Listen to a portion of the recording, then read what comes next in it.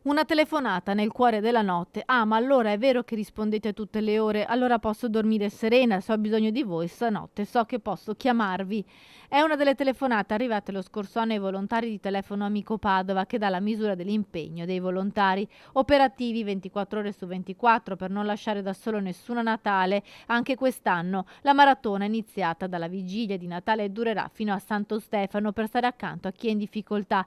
Tanti volontari che si alternano alle linee telefoniche, le richieste di aiuto infatti sono in aumento. Nel 2022 sono state oltre 720 le persone che hanno contattato i volontari, in crescita del 13% rispetto al 2021. L'aumento rispetto agli anni precedenti è ancora più importante. Le richieste di aiuto del 2022 infatti sono aumentate del 42% rispetto al 2020 e addirittura raddoppiate rispetto al 2019, l'ultimo anno prima della pandemia.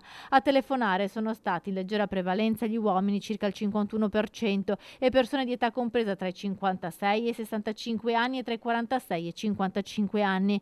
Due i numeri a disposizione, quello unico nazionale 02 23 27 23 27 o scrivendo sulla chat di WhatsApp amico 324 011 7252.